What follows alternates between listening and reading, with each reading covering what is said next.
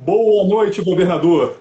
Muito boa noite a todos que estão nos acompanhando aqui pelo Ranking dos Políticos. É um prazer estar aqui conversando com vocês. Maravilha. Governador, muito obrigado por tomar seu tempo. Eu sei que você está esperando para pegar um voo de volta para Porto Alegre, né? Uma agenda intensa em Brasília, mas Exato. muito obrigado por atender o nosso convite. Ainda mais nesse momento, nós temos uma situação de calamidade pública, é verdade, com a questão da pandemia. O Brasil também passa por um período de necessidade de reformas e, claro, o ambiente eleitoral para 2022 já começa a se formar e o senhor é uma das peças-chaves para a próxima eleição e certamente o ranking dos políticos se faz muito contente em poder ouvi-lo. E, governador, já começando pela gestão da pandemia, né? O Rio Grande do Sul, governador, me ouve? Me ouve?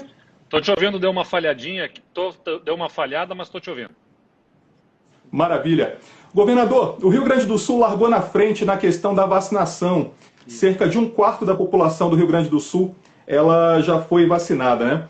O senhor acredita que o Rio Grande do Sul fez, de certa forma, o dever de casa e o seu governo tem acertado na gestão da pandemia como um todo?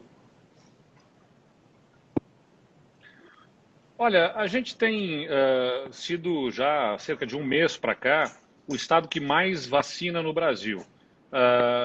Nunca saímos entre os 5 estados que mais vacinaram. A gente tem toda uma logística estruturada para garantir que assim que as vacinas cheguem no Brasil, elas possam, no Rio Grande do Sul, a gente possa fazer a distribuição para todos os municípios e no máximo 24 horas eles estarem em condições de aplicarem essas doses da vacina. E ao lado da questão da vacinação, toda uma preocupação com o cumprimento do distanciamento social, ao máximo aliando isso com a economia, né? A proteção da saúde, da vida das pessoas, com o espaço para os empreendedores terem fôlego econômico. A gente criou um modelo de distanciamento que justamente monitora a situação de cada uma das regiões do estado e buscamos, então, estabelecer as restrições proporcionalmente às condições sanitárias observadas em cada uma das regiões. E isso tem nos feito ter, sem dúvida nenhuma, uma condição de preservar vidas no estado. O Rio Grande do Sul foi, ao longo do ano de 2020, o estado que teve o menor excesso de óbitos. Por que eu me refiro ao excesso de óbitos? Porque ele é um indicador objetivo. Quantas mortes eram esperadas para o ano no estado e quantas efetivamente aconteceram? Tem estados no Brasil que tiveram 40% a mais de mortes, tem outros estados que tiveram em torno de 20% a 30%. A média nacional foi de 20% de mortes a mais no ano passado e o Rio Grande do Sul teve 5% de mortes a mais em 2020. Ou seja, tivemos um desempenho melhor aí na proteção da vida dos gaúchos. Esse ano foi um ano mais difícil, de fato, né? A gente tem procurado conviver com a pandemia até que a vacinação atinja a um percentual maior da população, para conviver com a pandemia de forma a proteger a saúde e a vida das pessoas e ao máximo fazer com que a economia possa girar. Não é uma tarefa fácil, mas a gente está se esforçando nesse sentido. Certamente o desafio é grande, até porque aliar a economia à saúde pública, ainda mais nesse momento, é um assunto extremamente delicado, principalmente para quem ocupa um cargo público. Governador, uma das decisões do STF foi justamente pela autonomia dos estados e municípios a gerirem a questão da pandemia. O Brasil ele parte da premissa de que é uma federação de fato, mas muito do poder fica concentrado em Brasília. A pergunta que eu lhe indago, o senhor acredita que o poder deveria ser menos concentrado em Brasília, mais autonomia para os estados e municípios? E como o senhor acha que teria sido a dinâmica do governo federal caso tivesse o poder de decisão perante a pandemia do coronavírus? Olha, na verdade, o governo federal sempre teve a condição de conduzir os protocolos, os cuidados necessários em relação à pandemia. Eu estou vendo a imagem trancar para mim de vez em quando aqui, só para garantir que vocês estejam me vendo bem. Estão me ouvindo bem? Daqui eu te escuto perfeitamente, governador.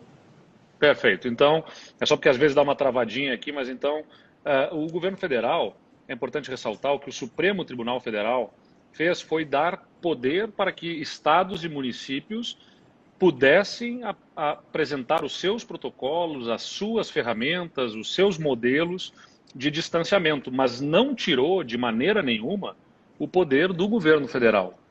O governo federal tem um papel importante de articulação, de coordenação, e que ele se eximiu de cumprir. Na verdade, é isso que aconteceu.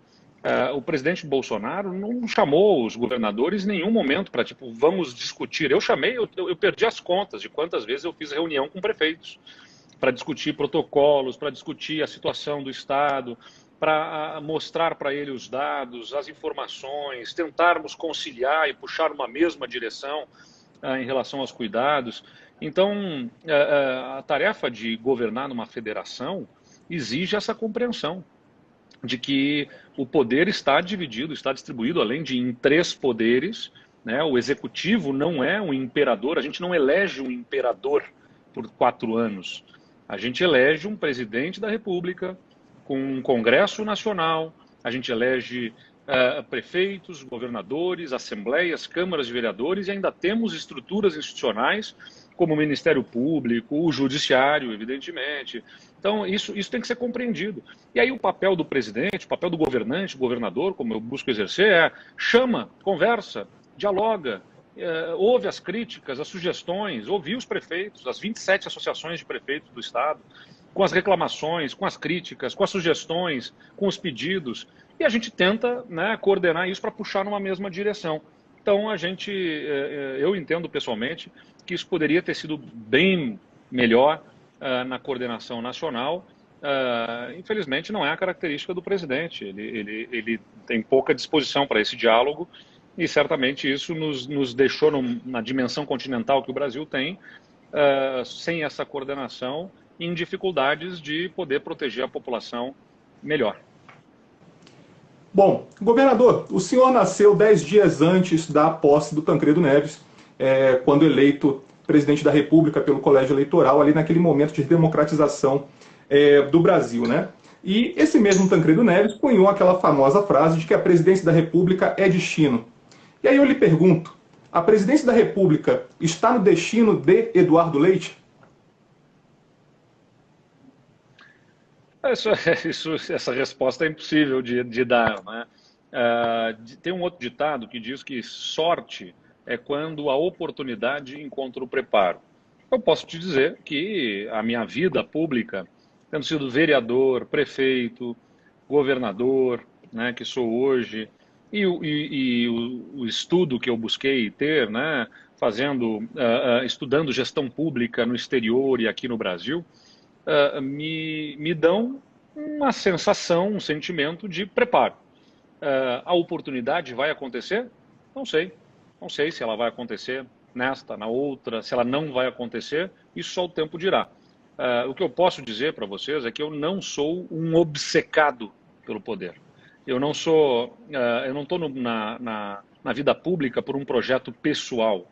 Eu me sinto vocacionado, gosto do que faço, não é uma tarefa fácil, não submete às críticas, está aqui só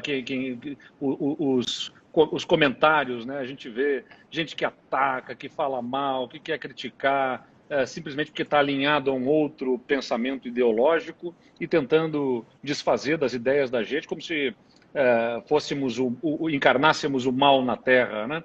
A política envolve muita paixão e nos submete a críticas que não são razoáveis, ou seja, não estão feitas com a razão, estão feitas completamente com uma paixão por pensar completamente diferente da gente, e o que é legítimo. Eu não entendo que quem pensa diferente de mim seja um inimigo a ser exterminado.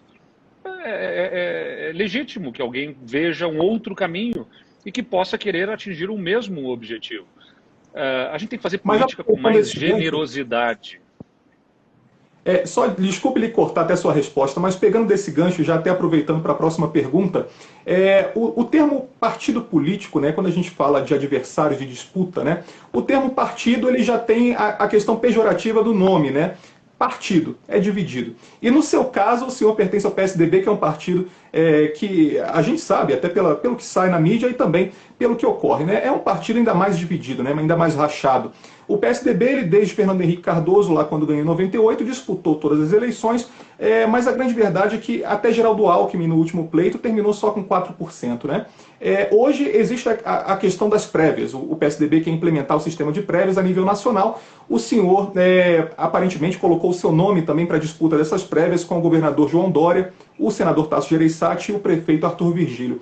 O senhor acredita que mesmo com esse sistema de prévias, o PSDB é capaz de se unir em torno de um nome, tendo em vista todo esse histórico, esse passado de brigas, guerras, mesmo quando o partido estava até unido, teoricamente, em um nome, mas a gente sabe que em 2002 houve uma divisão ali, Tasso Gereissati contra Serra, 2006 houve uma divisão também, Aécio, Serra, Alckmin, 2010 a mesma coisa, até 2014. Né? Então eu pergunto, o senhor acredita que o PSDB vai se unir em torno de um nome? Olha, nem na família da gente, nem entre os amigos da gente, todo mundo pensa igual. É legítimo que exista pensamento diferente. Nós nos reunimos em agremiações partidárias, não porque o partido seja partido dentro dele, mas porque é parte de um todo, de uma sociedade, de uma comunidade, e que busca reunir nessas agremiações partidárias as pessoas que pensam parecido, mas não necessariamente igual. Então, dentro do PSDB está a expressão de uma visão social-democrata em que se reconhece a importância do Estado como quem organiza, quem regula, quem orienta, quem fiscaliza, mas não necessariamente quem executa, quem opera diretamente as políticas públicas. Está uma visão moderna de economia, na minha avaliação, em que a gente dá mais liberdade para o empreendedor, mas tem um Estado, como eu disse, presente de outro lado para atender às políticas sociais para aquelas pessoas que precisam da atenção do governo. Agora, como eu disse, tem estilos diferentes. O governador de São Paulo, João Dória, tem o estilo dele de fazer política. Eu tenho o meu estilo e eu me elegi prefeito e governador com o meu estilo e ele se elegeu prefeito e governador com o estilo dele. O partido vai discutir no momento apropriado, e é isso que se está preparando, através das prévias, que estilo de política que deseja apresentar para o eleitor brasileiro no próximo ano. Como a gente estava conversando, eu me sinto em condições, sim, de poder liderar um projeto. Como liderei um projeto na minha cidade, tive 90% de aprovação da população na minha cidade, como lidero hoje um projeto no meu estado e considero que estamos fazendo mudanças profundas no Rio Grande do Sul, um estado muito difícil, muito complexo, tanto do ponto de vista político quanto do ponto de vista econômico, fiscal. O Estado ficou quase 5 anos atrasando o salário de servidores, atrasava o pagamento aos hospitais, atrasava o pagamento de fornecedores. Tudo isso foi regularizado ao longo da nossa gestão com reformas duras, profundas, mas que colocaram o Estado nos eixos e sempre buscando dialogar com quem pensa diferente. Nunca passamos por cima de quem pensa diferente da gente, respeitando a oposição, recebendo, ouvindo, conversando com sindicatos. Não atendemos tudo que os sindicatos nos pedem. Muitas vezes contrariamos interesses dos sindicatos, enfrentamos, brigamos, mas não deixamos de ouvir e não quisemos nunca tratorar, passar por cima de quem pensa diferente da gente. Então a gente vai ter essa oportunidade de discutir estilos, formas de fazer política e o partido vai discutir então e decidir no momento apropriado quem que vai apresentar para colocar o país de volta para a sensatez, para a sobriedade, para o equilíbrio que precisa ter. Bom, governador, a reeleição foi um instrumento criado, né, durante o governo de seu partido, o governo do ex-presidente Fernando Henrique Cardoso, um instrumento elogiado por alguns, criticado por outros. Né? Hoje em dia, até o presidente Fernando Henrique Cardoso acabou fazendo meia-culpa posteriormente, e aparentemente o senhor, por algumas entrevistas, também tem se mostrado contrário a esse instrumento. Né? E, indagando o senhor, caso o senhor não seja o candidato à presidência da República, o senhor tentará a reeleição pelo governo do Estado do Rio Grande do Sul? Não vou concorrer à reeleição como governador do Rio Grande do Sul, porque já disse, quando era prefeito, que não concorreria à reeleição e mesmo tendo quase 90% de aprovação, não concorria à reeleição. Ajudei a eleger a minha sucessora, porque eu acho que a política, como eu estava falando antes, ela precisa dessa generosidade, desse entendimento de que não é sobre o projeto da gente, não é para nós, é para os outros, é para as pessoas. Não é sobre nos perpetuarmos nos no poder, é sobre a gente cumprir uma missão e passar o bastão e ajudar a formar novas lideranças. Eu tive o orgulho de poder formar a nova liderança, que é a Paula, prefeita de Pelotas, e vou trabalhar para que o nosso projeto possa ter sequência no Rio Grande do Sul. Isso vai ser discutido também, quem que deve liderar esse processo dentro do nosso grupo político na próxima eleição. Então, eu não tenho nenhuma obsessão pelo poder, gosto do que faço, mas gosto de governo, porque ele tem um poder transformador muito grande na realidade à nossa volta. Estou cumprindo meu papel como governador. Se entenderem que eu posso liderar um projeto em nível nacional, eu vou me colocar à disposição para construir esse caminho.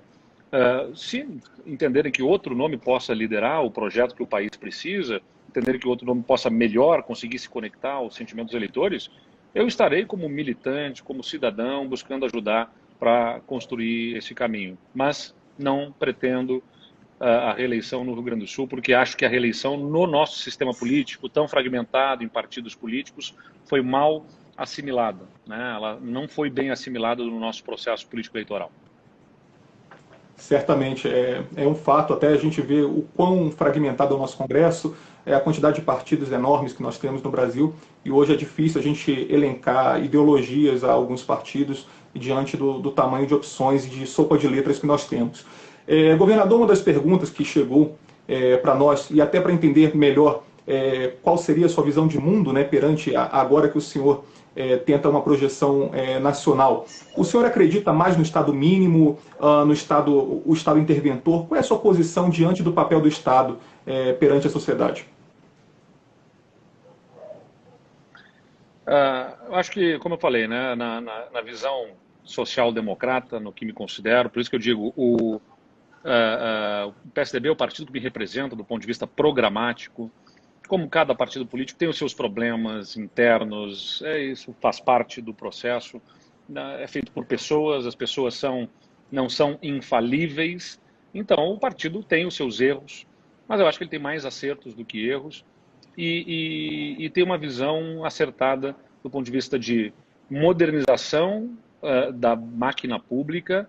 Você precisa romper com a burocracia e aproveitar tecnologia para reduzir a burocracia que demanda tanto da população, né, e dificulta o funcionamento das coisas. Isso é um processo tem que ter uma visão para dentro da máquina de como revisar a estrutura da máquina pública, tem que reduzir o custo da própria máquina pública, vantagens, benefícios que foram se criando ao longo da história para os servidores públicos, que não se revelam sustentáveis, precisam ser enfrentados. É um tema antipático. Eu tive que enfrentar isso no Rio Grande do Sul.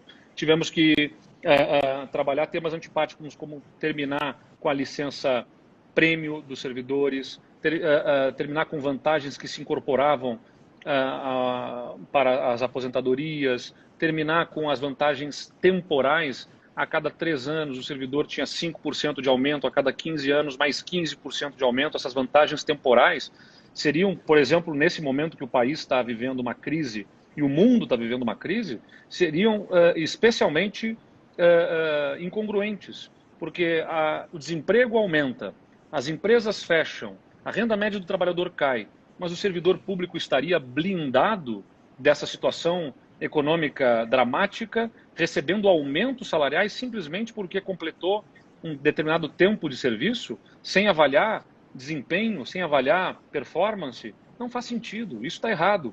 Então, essa revisão da estrutura da máquina pública é importante, mas isso não significa, não sou nem de longe a favor do Estado mínimo. O Estado tem um papel a cumprir, como eu disse, como regulador, como fiscalizador, mas ele pode ser, em muitas áreas, um melhor contratante de serviços do que um operador direto de serviço. Vou dar um exemplo. O Rio Grande do Sul, ele tem a prestação de serviços de saúde, por exemplo, sem ter hospital do Estado. Não existe um hospital do Estado do Rio Grande do Sul. O Estado contrata os serviços junto a hospitais de caridade, hospitais de beneficência, santas casas, os hospitais filantrópicos. Eles prestam o serviço. E ao invés do Estado ficar com a operação, tendo que resolver recursos humanos, a compra de um equipamento, arrumar um equipamento que estragou, e aí tem que fazer a licitação, contrata, não consegue, fica a população desatendida, o Estado contrata o serviço, o resultado. Olha, eu quero tantas cirurgias, tantos exames, tantas consultas. Se o hospital vai alugar o equipamento, vai comprar o equipamento, como é que ele vai fazer a organização da prestação de serviços? Não é o que importa ao Estado. O importante é que chegue o serviço para a população. Então, o Estado tem um papel de prestação de serviços públicos importante. Num país que tem um abismo social como o Brasil, ele tem um papel de inclusão, de promoção social. Tem muita gente que não teve o mesmo ponto de partida, um ponto de partida para conseguir crescer e ter autonomia no seu sustento, e que o Estado tem que cumprir o papel de dar a assistência, de dar o recurso, fazer transferência de renda, sim. Então, programas de inclusão, de transferência de renda, são fundamentais e são importantes ser cumpridos pelo Estado. Mas, governador, o senhor conseguiu até fazer algumas reformas no Rio Grande do Sul, reformas importantes, reformas até que a nível nacional a gente não conseguiu atingir. Mas, de certa forma, são reformas que visam até o Estado mínimo. E aí eu aproveito para te perguntar, o senhor não acha que a social-democracia foi um sonho que ficou ali escanteado nos anos 90 e de lá para cá a gente vem adotando cada vez mais o Estado mínimo como máxima? O senhor não enxerga esse conceito? Não, absolutamente. Que as minhas reformas não têm nada de buscar o Estado mínimo. Tem o intuito de buscar um Estado sustentável. O Estado que o Rio Grande do Sul se propunha a entregar com as vantagens e benefícios aos servidores públicos não era para a população, era para atender interesses corporativos. Sequer os próprios interesses dos servidores estavam sendo atendidos, na medida em que o Estado não conseguia pagar os salários. O Estado ficou 5 anos sem pagar salários do servidor na data correta. 5 anos. Não conseguia pagar os hospitais. Os hospitais estavam fechando os serviços, estavam deixando de atender a população quando nós assumimos o governo, suspendendo cirurgias, porque não recebiam o pagamento do Estado. Nós regularizamos esses pagamentos no primeiro ano do nosso governo e fomos, ao longo do tempo, regularizando outros pagamentos, fornecedores, prestadores de serviço. Então, o Estado mínimo é o Estado que não funciona. É o Estado que vive de forma anacrônica, prometendo muito, entregando muito pouco ou quase nada de qualidade de serviços. Então a gente precisa fazer reformas. Privatizações não significam de maneira absoluta que o Estado se ausenta.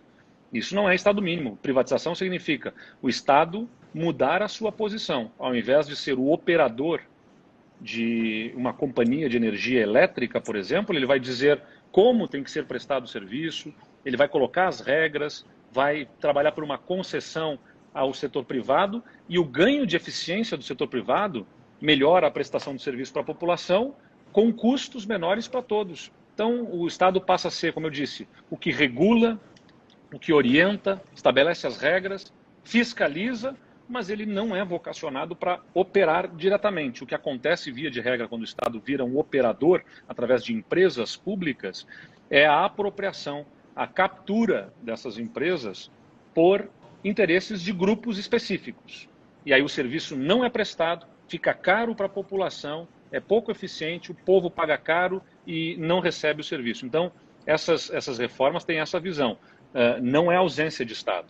É o Estado se fazer presente de outra forma nesses setores e colocar toda a energia necessária. Por exemplo, como eu só tive capacidade de criar um auxílio emergencial gaúcho para ajudar empresas e pessoas que foram afetadas pela pandemia, com 100 milhões de reais investidos dos cofres do Rio Grande do Sul, do Tesouro do Estado do Rio Grande do Sul.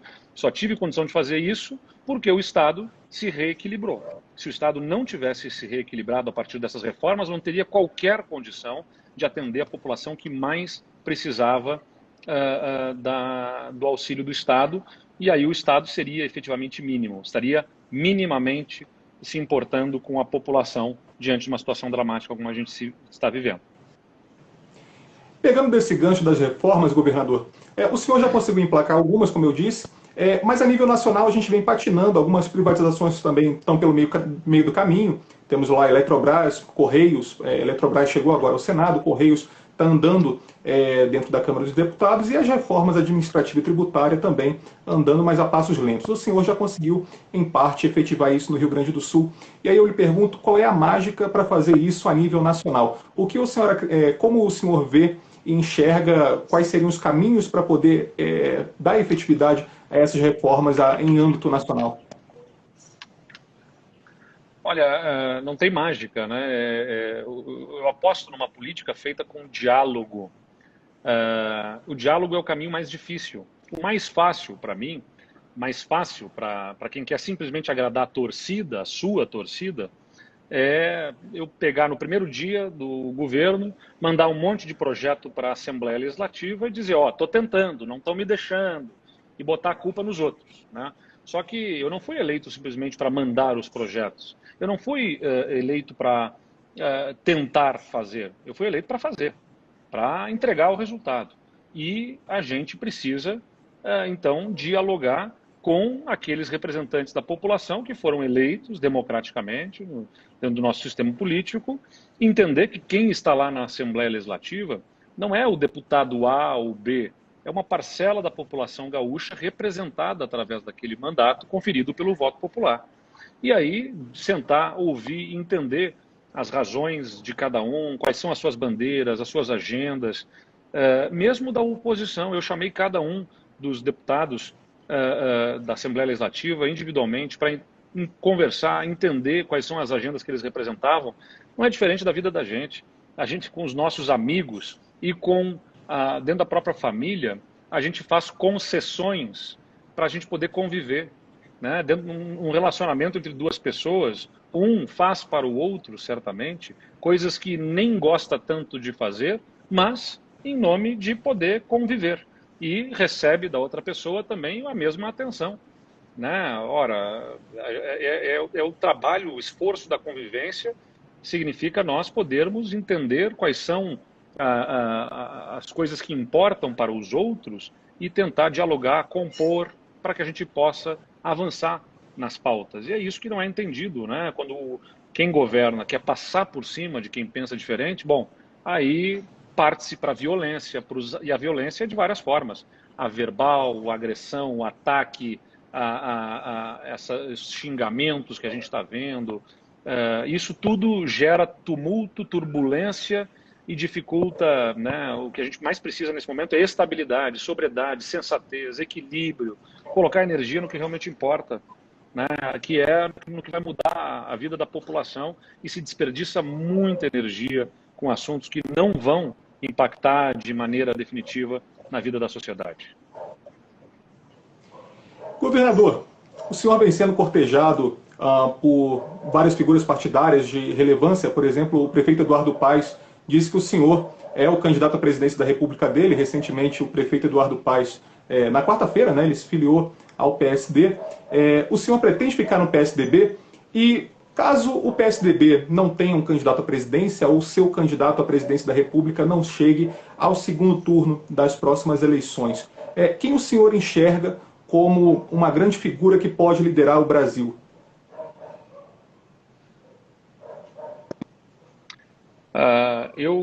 Como eu disse, eu estou completando esse ano 20 anos de filiação ao PSDB. Eu me filiei ao PSDB assim que eu pude me filiar a um partido político, com 16 anos de idade.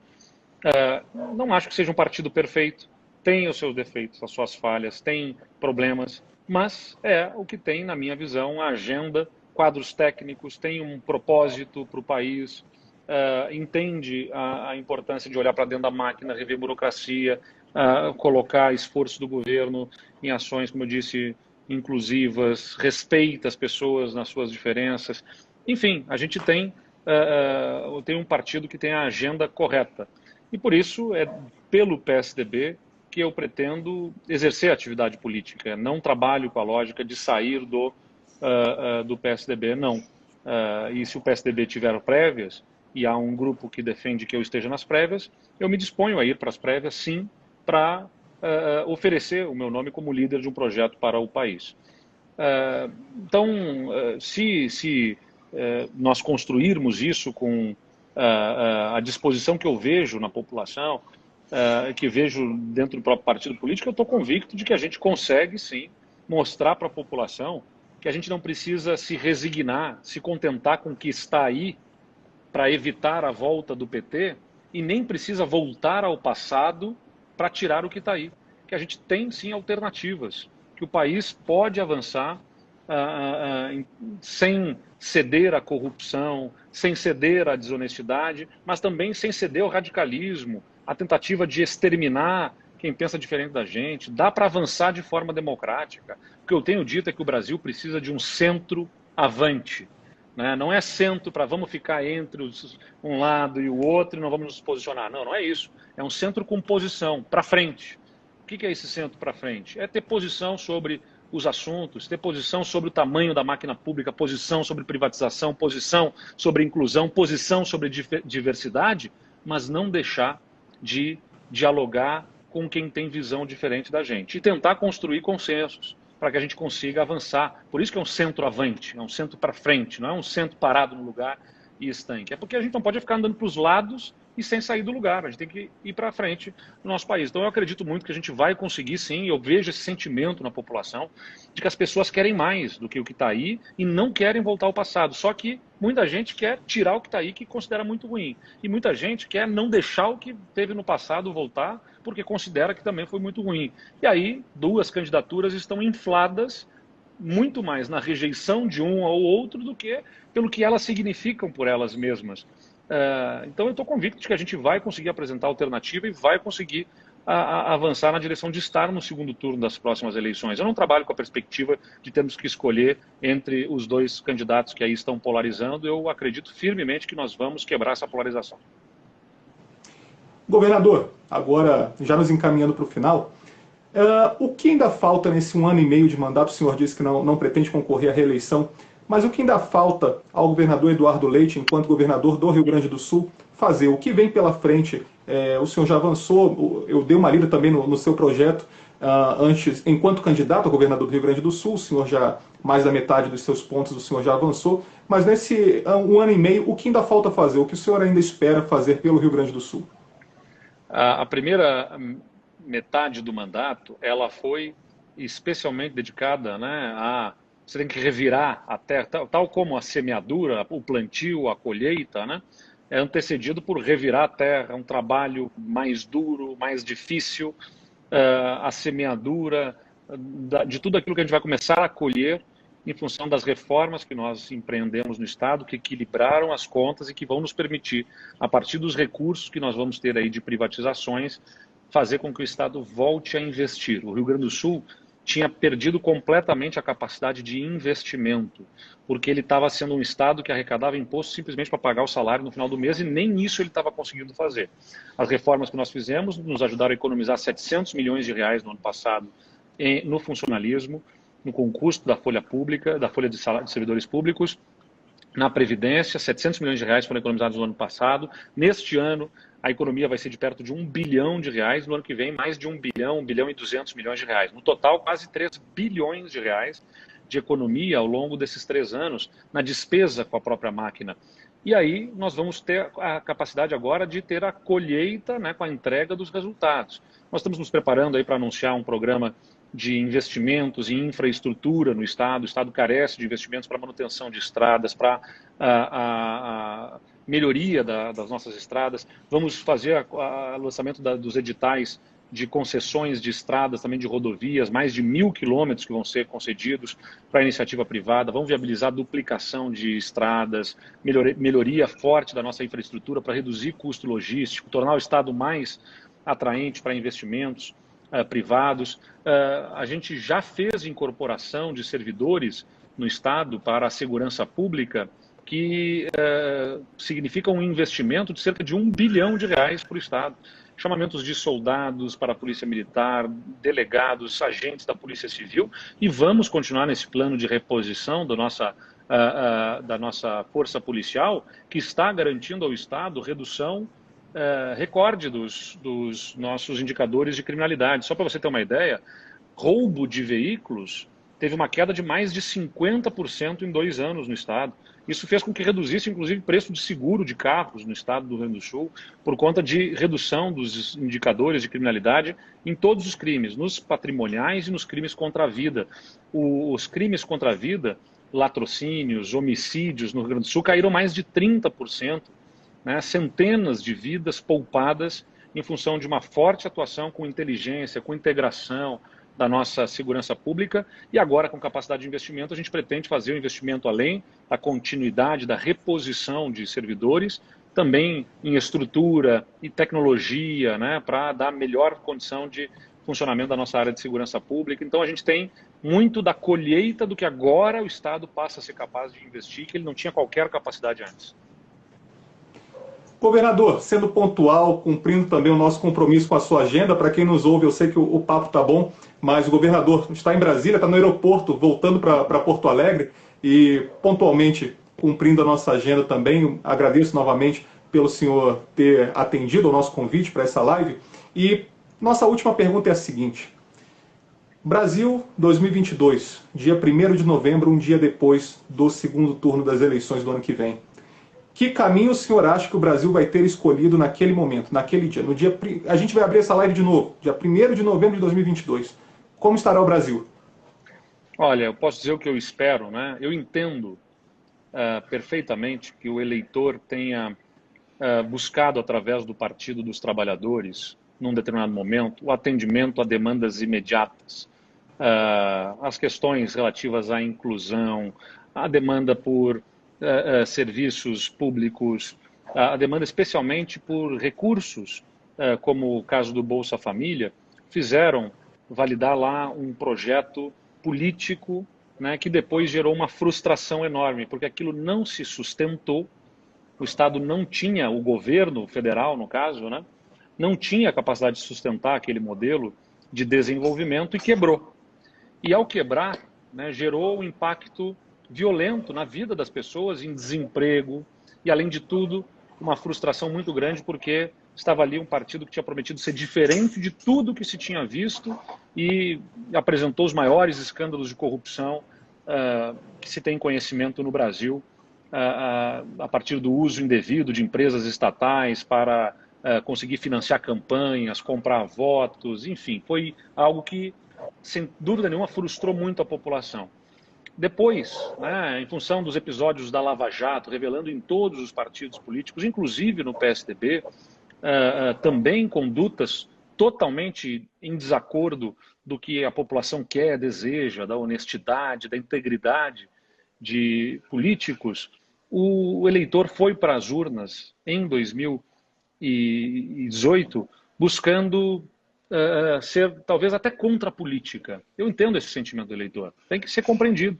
Ele viu muita coisa ruim na política, ele de certa forma buscou votar contra a própria política, mas a gente viu que também não resolve, porque os conflitos, os confrontos, temáticas que são colocadas em destaque pelo governo que não vão mudar a vida das pessoas. Muita energia gasta para discutir temas pouco úteis para proteger quem realmente precisa da proteção do Estado. Nenhuma energia depositada nas reformas mais estruturantes e que importam para o Brasil recuperar confiança, credibilidade por parte de investidores e por parte da própria população. Conflito com instituições, fala mal do STF, fala mal do Congresso, fala mal dos governadores, fala mal dos prefeitos, fala mal da imprensa, fala mal de todo mundo, ataca todo mundo.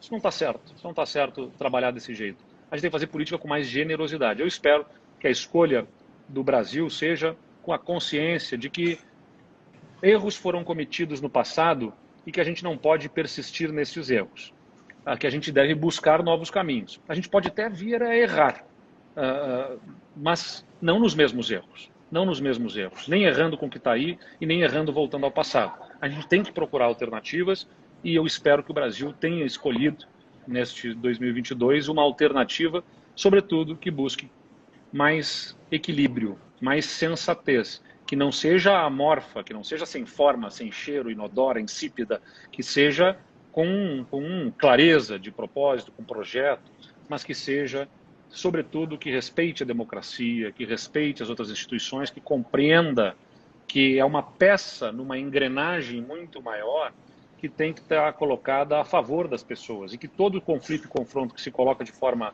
estéril, quem paga a conta não é o governante de plantão, quem paga a conta é o povo.